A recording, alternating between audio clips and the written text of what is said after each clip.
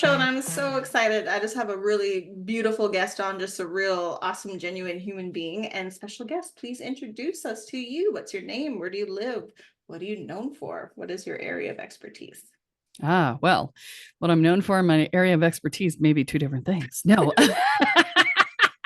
My name is Kelle Sparta. I'm a transformational shaman, shamanic coach, a spiritual coach, and a spiritual business coach. Um, and I live in Boquete, Panama. We moved here a couple of years ago and love it. And I am known for, all things spiritual. I've been doing this work since I was 5 years old. So that's almost 50 years now.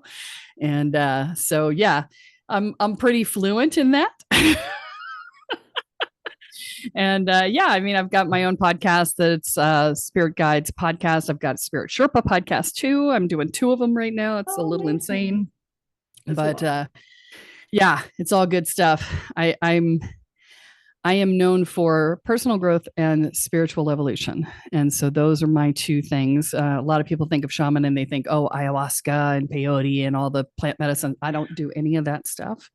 I'm not against it. I am against the way it's being treated in the US right now because it's treated a lot like a drug thing. It's like a fad, which is not honoring of the medicine. Please don't not honor the medicine. The medicine will come and bite you in the butt. But anyway, I don't do that.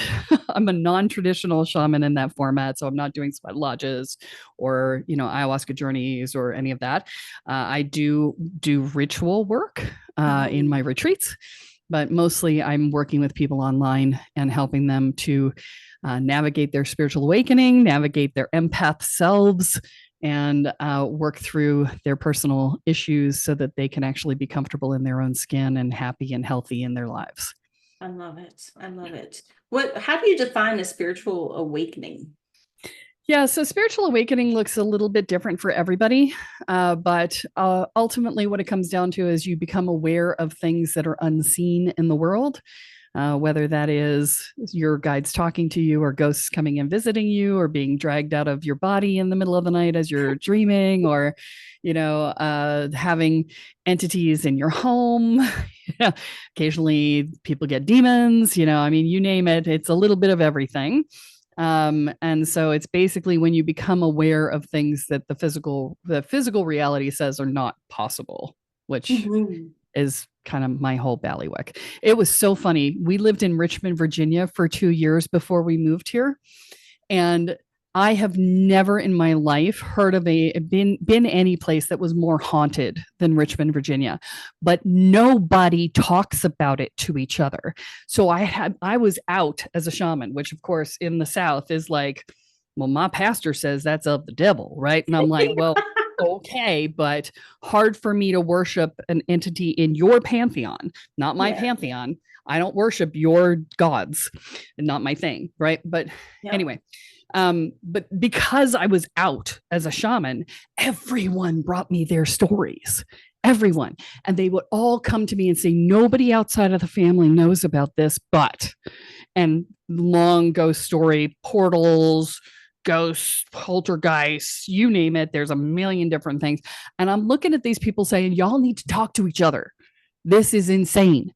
Y'all think that you're like the only ones, and everybody I meet gives me a new story. This is one of the most haunted places I've ever been based on, I mean, I've been out as a spiritual practitioner for 30 years. I have never had this many people come to me and say, I have a ghost. And I'm just like, y'all need to talk to each other. Y'all need a big clearing for the whole space down there because that's just crazy. It's healing. Yeah. Like you think about the US and Virginia and in that whole area was sort of where the US began. And there's a lot of conflict, a lot of trauma, it doesn't really surprise me that would be such a place for a lot of whatever it is, right? Spiritual activity, ghosts, unhealed trauma that's manifesting, all that stuff. I could see it being a very kind of complicated region. Well, it was the capital of Confederacy. So, there is that. And it's, Richmond isn't quite at the 37.5 parallel, right? Yeah. But it is dang close. Yeah. And so, yeah, okay, maybe not so much for that. That's so cool. That is really cool. Yeah. Before, I actually want to skip ahead. I know I sent you questions ahead of time, but Oh, you whatever. mentioned being 5 years old, and I really, there's a lot of us that have seen things or sensed things when we were little, but we shut it down. Did you shut it down, or did you embrace it and sort of go right? And how did you know it was a gift to use? How did you get to Yeah. that place from what you noticed to where you are now? Yeah. I have to thank my mother for that. My Yeah. mother was that person. She shut it down and could never figure out how to turn it back on again. And she was absolutely committed to it not happening to me. And so she said I was talking to ghosts in my crib. And so, the moment she had the opportunity to start talking to me about this stuff, I mean, the solid education started when my parents got divorced when I was 5, because she went deep into the personal growth journey and the whole thing there. But even before that, you know, at my father's funeral, there was a couple who came up to me and said, "We knew your mother." Now, my parents had been divorced for, 35 years at that point, 40 years. And they were like, "We knew your mother when your parents were still together. She was a free spirit," which is an old person's way of saying a complete nut job, She's right? a freak. Yeah. Yes. And I was like, yeah, that was my mom. I love it. 40 years later, they remembered, It's just like, yeah, yeah, that was my mom. But yeah, she raised me in this. I mean, I can't even remember all the stuff that we did. I mean, it was Seth and Ram Dass and Abraham Hicks and JC Knight and you name it, we did it. And that was the great thing about the 70s when I was coming up through this, the 70s and the 80s, is that if you wrote a book, if you were out on the speaking circuit during that time talking about this stuff, you knew your stuff. You knew what you were talking about. You were serious about it. And you didn't care what anybody thought of you because everybody thought you were a crackpot. All right. That was just that anything around this in the 70s and 80s, you were a crackpot. Right. And so it was very easy to tell who knew what they were talking about because they were the only ones willing to be out in the world. Right. Yes. And now there's no stigma associated with it except in the Bible Belt. But the problem is that everybody on the internet thinks they're acting like they know what they're talking about. Yes. And the scary part is that they're all copying from each other. Right. And so you've got one piece of misinformation that goes out, and then suddenly it gets propagated to 15 different websites. And now you go, oh, it's on 15 things. It must be right. No, it is not. I got asked to give a quote for Home and Gardens magazine. And they said, oh, yeah, we're going to talk about smudging with, sage and Palo Santo and laurel. And I'm like, please tell me you're not smudging with laurel. And they're like, what? I said, if you burn laurel, it releases cyanide in the air. You could kill yourself. Yeah. Please don't smudge with laurel. And they were like, oh my God, really? And I'm like, yes. They're like, well, we got it off this website. I'm like, you cannot believe the websites. So it's crazy. I feel so bad for people coming into their awareness right now because it's so hard to know what's real. It's so hard. There's information everywhere, Yeah. absolutely everywhere. And I mean, and even just like the essential oil group, right? Like they're drinking some of these things. No. Oh, no, no, no. And Please it's don't so drink harmful essential to oils. pets, like diffusing, like lavender will kill your cats. Like and then even when you think about like pure white sage, I mean it's it should be protected, right? Like it shouldn't just be available at every home sense store now. Like it's these are very Yeah, you got to find special ethically sourced plants. stuff. That's the Yeah. thing, and that's hard to do too. Yeah. Palo Yeah. Santo should be protected as well. I mean, Yes. yeah, I mean it's insane. Yeah. Yes, people, yes, it's hard. Where would you recommend, like if someone wanted to, well, obviously they could come to you and learn. That would be definitely a way to go. But if someone wanted to verify or research a little bit, where would you suggest they look for the best information? How can you tell what is good information and what is like Yeah, money that's marketing? that's tough.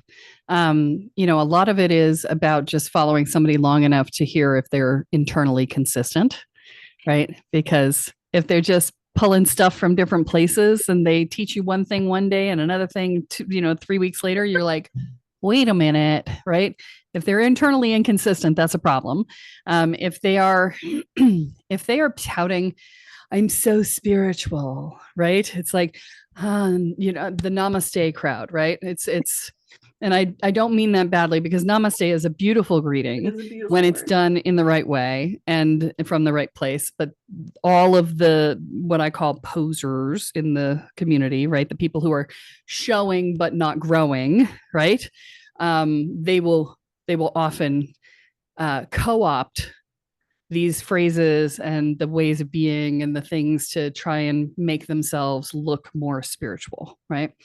And I want to be really clear, I am not being down on these people. Everybody has been this is what I call a stage 3 teacher, right? Yeah. We all go through this stage. I went through this stage 20 years ago. You teach to prove that you know it, and you teach to prove to yourself that you are capable of holding the energy. And it's a stage that everybody goes through. There's nothing wrong with this stage. But if you're trying to make sure that you're getting good information and that you're not, excuse me, this stage is an ego stage. Yeah. Right. It's I'm feeling not good enough. I feel like I don't know. I'm gonna study and study and study and hope I don't get asked a question I don't know the answer to. So that's another good indication that you've got a good teacher, is if you ask a question and they go, I don't know, interesting question, let me think about that and I'll get back to you, right? Yes. Because there's no ego there, right? Because if they are in the ego stage, they will either turn it around on you or make you feel bad for asking the question because they don't want to look bad for not knowing the answer. So that's another indication. We've all been there. I've been there. But ultimately, if you really want to make sure you've got good information, you may want to start with the books from the 70s and 80s. If they were out back then those people knew what they were talking about. I can't think of anybody I read a book from back then that didn't actually have a clue.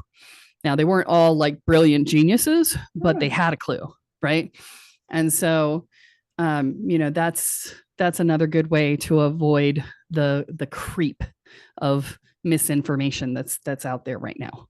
Yeah, I really love that. I feel like, and I don't know if you feel this way, but I feel like the world lately has been sending a lot of signs to slow down a bit. And I think that's where it's like we're racing to enlightenment, we're racing to awakening, we're trying to find these shortcuts, these scents, these things that will help us get there, because I think a lot of us are in pain. The world's a little messed up right now, right? So, I think.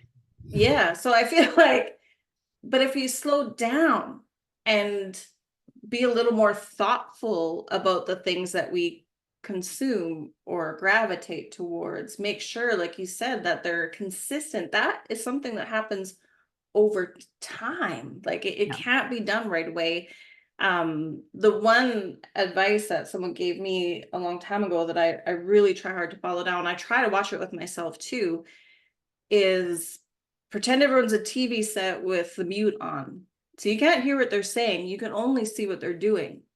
Yeah. And that also will speak volumes. But you're right, it is a stage. There's another layer to go. There's probably even 100 more layers after Oh, that. big time. Right? Yeah. Like when you get past that ego bit, it's a whole new growth challenge, but it's that integration piece. It's not just the knowing, and it's not the teaching, it's the actual living it, even when it's really hard to, you'll probably get a chuckle out of this. When I started practicing yin yoga a number of years ago, my autoimmune was in very bad shape, and I couldn't exercise, but someone had mentioned this and I thought I can lay around in pillows. That sounds cool. But even with that, like you would do this work and these poses, and then you would get to Shavasana, which is the corpse pose where you're just supposed to lay there. And I'd be like, yeah, it's not that important. And I would get up and go on it. And I'm like, but that's actually the most important bit. Yeah. Because you're not integrating. Again, you're going through the motions, but then you're not actually like letting it do the work that it needs to do over time. Like it's the most important piece, is that integration, but that takes time and patience. And and humbleness for sure to just sit there with yourself for a while. Well, and this is one of the things that I've been talking to people about is that as people are waking up in the last 6 or 7 years, they're waking up further along, right? And so, back in the day when you woke up, you might, have intuition, you might hear your guides, you might see a ghost, right? Now people are waking up and they're like, there's a band of people talking in their heads, and there's, 16 ghosts and four entities, and who knows whatever else is going on. And they're further along in their journeys when they wake up. And I'm fully of the opinion that COVID has a lot to do with that, because the lockdowns caused us to have to be alone with ourselves, and we didn't have the distractions and we didn't have anything to pull us away from our crap, right? Yeah. And the things that you tolerate on a daily basis are many and varied, but you only look at them when they happen to show up in your face, right? And so you look at them one at a time, once in a while, right? When you're alone with yourself for long periods, all of those tolerations show up all at once, and they become what psychologists refer to as the crystallization of discontent. And that, in a shamanic sense, is the initiation point. That's Tony Robbins talks about the fact that the pain of the change has to be less than the pain of staying the same. When you crystallize the discontent, the pain of staying the same becomes really freaking high, right? And now suddenly the pain of change doesn't look so bad, right? And so this is why so many people, you had the quiet quitting, you had the change of jobs, you had the walkouts, the whole 9 yards. Everybody was just like, enough, I've had enough, right? Yeah. And so it was all like that. Yeah. A real wake-up call as to what are our priorities anyways, right? Is it? And I think that what was it? I think it's Dell mandated that everybody come back to work 3 days a week or 2 days a week, and if you didn't, your career was basically over. You would never get promoted again. You would never get another raise again. And I think it was like half the company said nope, and they're just like, now what? it's amazing. Actually, it shows you how fragile our system was. That's what it took. It took a couple months at home for basically everything to collapse. Like, how sturdy is this life that we've been building, right? So, well, it's been eroding for years. Let's be real. The news hasn't been the news since the early 90s. Yeah. It's been sensationalism ever since then. And there's so many things in the culture that have just eroded over time, and the splitting of the nation into us and them, regardless of which side you're on, in multiple different categories of us and them things, is just, it's a way to keep people from focusing on the things that are really a problem. Yes. So it's like, pay no attention to the man behind the curtain, just be angry at the person we tell you to be angry at, right? It's crazy. Yes, get out in the real world. That's what I say. Go talk to your neighbor. Like, actually see what they're experiencing. That's the best education, is really to get away from the screens every once in a while and like, yes, stay away from social media. Be careful what you like, because the algorithm will bring you back more. Yeah. I actually zeroed out my social media about a year and a half ago. I zeroed it out and started over. I deleted everything that I had liked and just started over, and have been very carefully curating only the things that are positive. And I found that mostly I have DIY cats and dogs and food. So many cat videos. I love it. My so social many, media is so joyful nowadays. It's so exciting because I'm just like, look at the cat. It's okay. Anyways, so in the culture itself, and this brings me to a question that I wanted to ask you. I mean, empathy and sensitivity are really a gift, and although now in the culture, maybe not, and I have had to work through this with my own spiritual coach, because as a sensitive person, all my life I was told my strengths, which are insensitivities, many people like to call those either soft skills or things that weren't really worthy. And throughout my life, it was clear that lots of people thought judged me as having less worthy skills than others, because maybe they weren't always like literally productive. I'm not making widgets in a factory, right? It's a little bit different. Like I was great in all the wrong things that could make somebody successful. And I had to learn how to feel strong in my softness and value myself. There was a deep core wound because that goes right from childhood, from being, made fun of by, people that supposedly they do love me, but just for crying as a child, like that's what you're supposed to do. And I know other empathetic people feel this wound too, where they feel like maybe they're damaged or broken. But why is it actually a gift, and how do we nurture ourselves? Because we do really have to take that nurturing into our own hands, because we may not get it from the people around us until we find our community, right? So Right. how do we nurture ourselves with confidence that these skills, this empathy, this compassion, these intuitiveness, the things that we use every day that other people can't quantify, how do we nurture that with confidence and stand strong in ourselves? Okay. So that's a really complicated question. And I'm going to Yes. do a lot of answer to it. Okay. Yes, please. So, number one is if you don't feel valued for your soft skills, you're in the wrong job. Because as a salesperson, which is what I started out doing, well, not entirely started, but there was a portion of my life in which I did real estate sales. I used every one of my soft skills and I made good money as a result of it, right? Because I could read people, like I understood it. So I carried the energy of transformation. And so working with people buying and selling houses was perfect for me, because you don't buy or sell a house for no reason. You're going through some major life transition. And so it was, I inherently just, gravitated towards this, right? And so, if you're not in a position where that is valued, then you need to find a position where it is. So we'll start with that. The second piece is that the reason that we feel overdone a lot as sensitive people, right?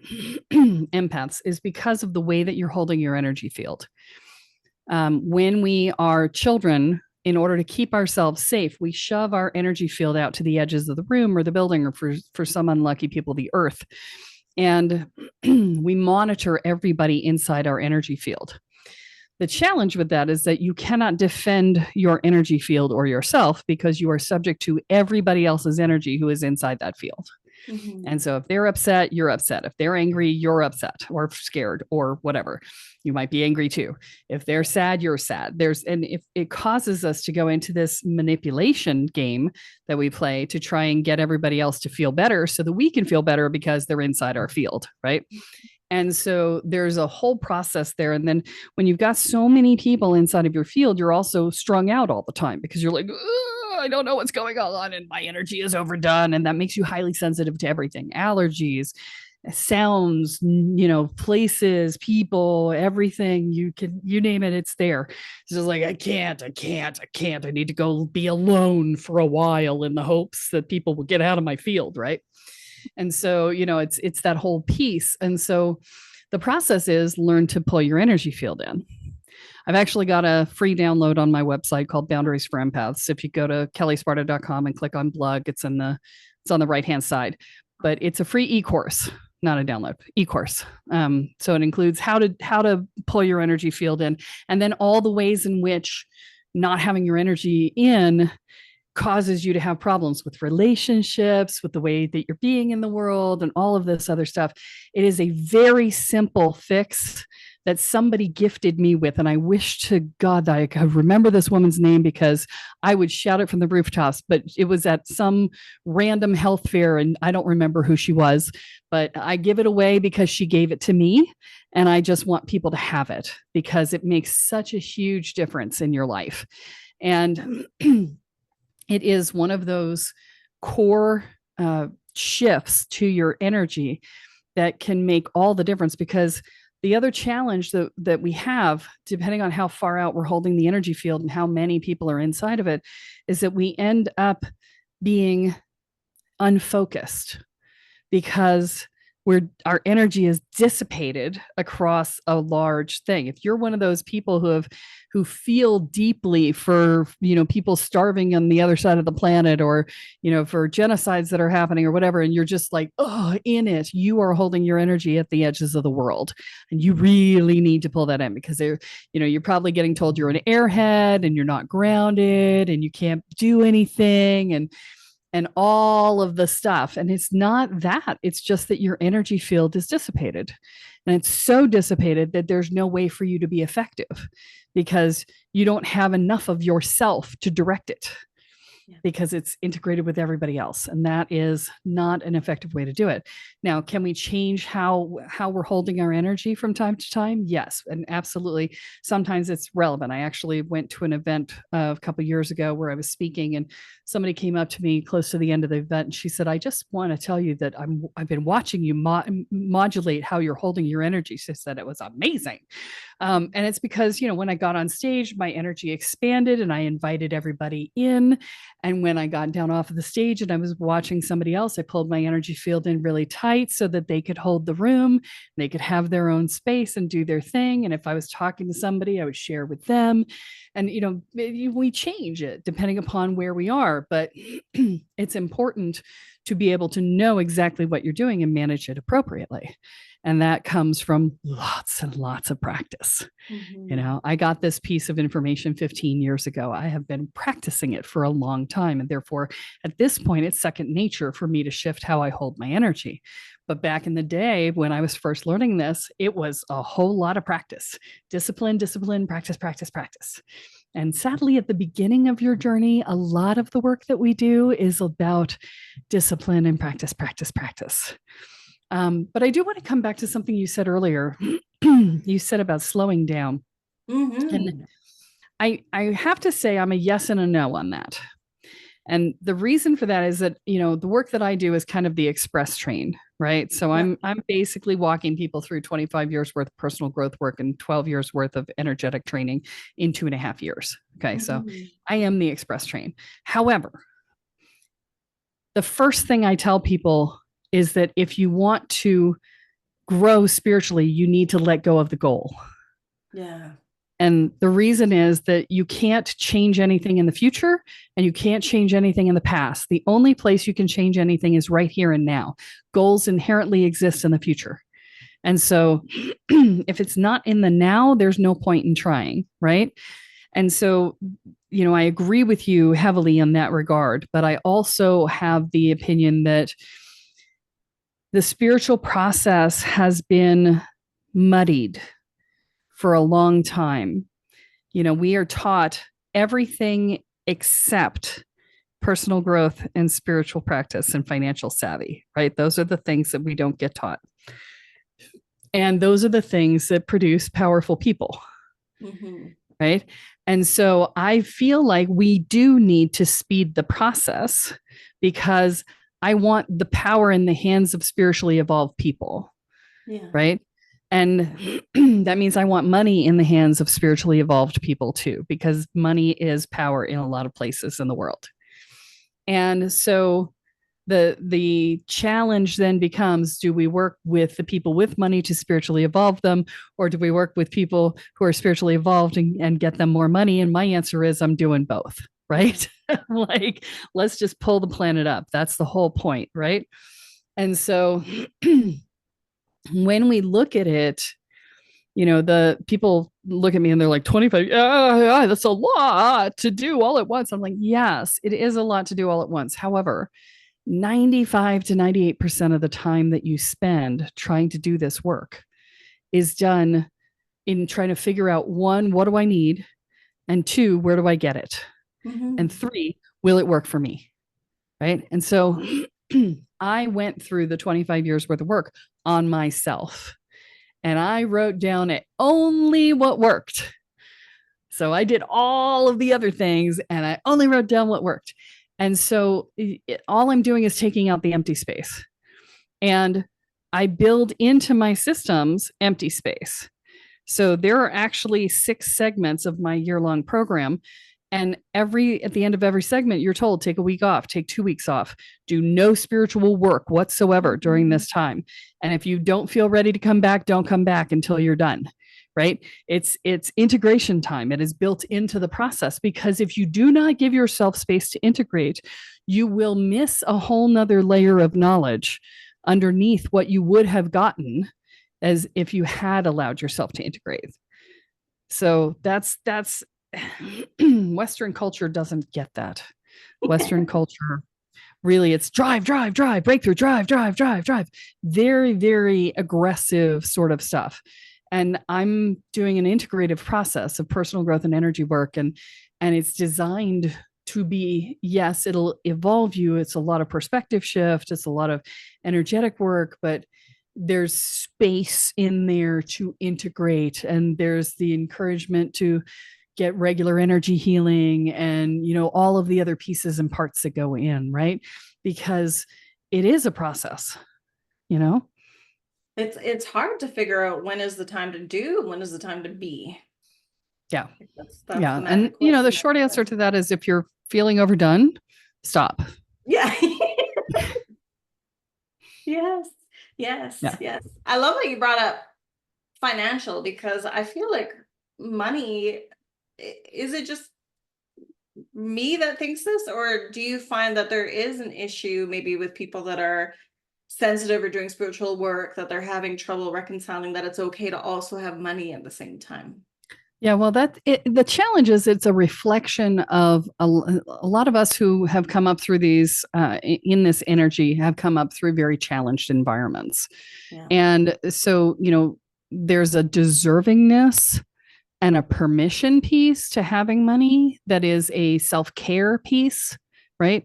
So for years, I couldn't have savings because I couldn't figure out what I was supposed to do with it, and what good was money sitting in the bank account? Why was it there? I didn't see any purpose for it. And so I never had savings. And I had to get to the point where I recognized that, say, a savings account was a self-care account. It was a thing to keep me from having to stress out in case the car got, broke down, or, something went south in my life or whatever. It was a self-care thing, and I didn't understand self-care. So it didn't register for me. Right. And so having money, accepting money, especially if you've got like a spiritually based business, or any business that you're doing as a spiritual person, oftentimes I see business owners have big problems with money because they have receiving issues. They can't allow themselves to receive, and it's often conflated with love. And so if you can't receive love, you can't receive money. Or if you don't see your own value, then you'll undercharge and get half of your compensation as validation, and all of that. And so it's so complicated in the spiritual world around money. And it's one of the big things that I work with people around is we need to get a grip on this, because on top of it, all of the language in the spiritual community often flies into the eat the rich sort of thing too. And if you think all rich people are evil, then you don't want to be a rich person, and therefore you won't allow money into your life. Right. So there's a lot of limiting belief structures, and a lot of, I can't be wealthy unless everybody I know is wealthy first. It's like I'm last on my own priority list, so I'll give to everybody else, but I'll have nothing left for me. These are all things that show up in the spiritual world around money. And it's such a big deal. It really is. And there's so much work to be done around it. And it's so sad, because it is the way in which we are most disempowered in the world right now. Yes. It's hard if you don't have money to make choices, to have the ability to, yes. Yes. Speaking as someone who has been poor as a church mouse and very well off, I can tell you, very well off does not suck. Poor as a church mouse does. My stress levels are much lower. Yes. And it's just, there's no good reason for it. No, I grew up in a struggling family, and I've struggled a lot in my own life financially. But I think it's because money was always so uncomfortable. It was always an uncomfortable conversation. It was always a cause of stress. It was, so you just sort of like yeah, I'm just not even going to pay attention to that. And right. So, but that's not the answer either. That's avoiding. So it takes a lot, right, to reconcile Yeah. some of those deep, deep wounds that happen Yeah. as we Well, grow and up. you get hit with the don't ask for anything because we don't have it, and then I feel bad that I can't give it to you, and there's guilt, and there's why would you ever say something like that, and don't we don't have money and you shouldn't be asking, and that gets internalized too, right? Yes. My mother was the queen of money doesn't grow on trees. What do you think I am, made of money? That was her thing. So but Yes. and of course my mother only got paid once a month. And so at the end of the month, the You're refrigerator would be bare stretched. because on the first of the month, she would go out and buy freak tons of food, and we'd have so much food, and she'd cook and freeze it and put it away. And at the end of the month, the fridge would be bare. And she'd be complaining that we have no money and we're broke and blah, blah, blah. And so now I'm 54 years old. If my refrigerator is empty, I feel broke. Oh, feast or Just famine. Yeah. Oh my because goodness. it's just in there. It doesn't matter how much money is in my bank account. I feel broke if and so my fridge can never be empty. Oh my Because god. I could split it out. I could spend some time working on it, but it's just easier to fill the fridge. Yes. Some things aren't Yes. worth worrying about, Friends over for just lunch. buy some groceries, Yes. Yeah, buy some groceries. I agree. So as we wrap up, and it's been such a pleasure talking to you, just thank you for being here. What would you want humans to know most about themselves? You're not broken. Mm. You're not broken. Okay, so my friend Kathy has this beautiful metaphor that she does, and I love it, and I'm stealing it. And what she says is that we are all artesian wells. Okay, and that means springs, right? We're all natural springs, and we just spring forth with the water, and we just there's an endless supply, and then over time, things get thrown on top of the well. Garbage gets thrown in the well. And eventually the water stops seeping out and just stops going under the weight of the garbage. And then eventually the garbage tamps it down enough that it becomes the bottom of this well. And now the rain comes down, and we start to believe that the rain is who we are instead of the spring. And so we think we are limited because if it hasn't rained in a while, then there's very little. And if it has rained, then we have a lot more. And we think, okay, well, I have more and less, and that's just who I am. But that's never been who you are. This rain is what makes you feel broken. You are not the rain. You are the well. You are the spring underneath all that garbage. So all you have to do is you yank the garbage out of the well. Yeah. And when you get enough garbage out of the well, the spring comes up again. And you go, oh, look at that. I'm not the rain. I am this endless source of creative energy. And I am the universe, and the universe is me. And we are all one, and everything is there. And it's so amazing. You are the well, not the rain. That's what I want you to know. That's beautiful. I love it. It's such a great reminder to not be transactional with ourselves. I love it. Thank you so much for being here. Where can people find you?